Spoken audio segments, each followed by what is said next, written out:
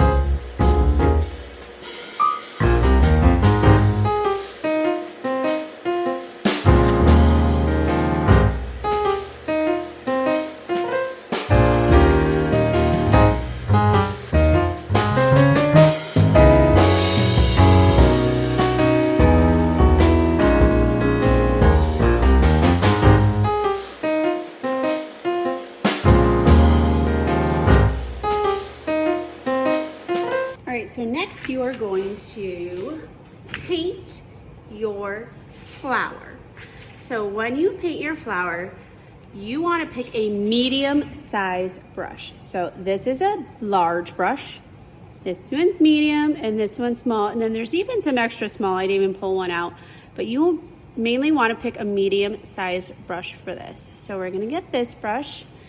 And first I'm gonna get it wet because you want this to be a little watery to really fill in those cracks. Now you don't want your brush super wet, but you don't want it super dry either. So I'm gonna get some red and you're gonna start painting your flower. So the way I'm doing this, usually we use brush strokes, but you really kind of want to do a dabbing motion to really get in all of those little cracks. So I'm going at angles. So you really want to fill every part of this in. And I want a blend of colors. So I'm going to do a mix between yellow and red. And this kind of takes a while because you really want to dab it and get in all those spaces because you don't want to see any white. So I'm going to get some red. I want to paint out here. I'm going to get a little yellow to blend in there, get some really cool mix of colors. Now I know that if I use red and yellow, it's going to kind of start mixing to make orange, but I like seeing a little blend of both. Now you also want to get these edges here, so you want to be really careful and paint really nice just to get those edges and try to not get any on the board. So see how I'm holding it up to really get that nice angle and be able to get that nice line of paint without getting too much on that board. Get all those spots. So I'm going to keep painting and you'll be able to see the process as I keep going. So I have mine all done. The flower is all done. Now we need to talk about the background color. So the colors that I used for the flower is red, orange, and yellow. You want to choose a complementing color for the background.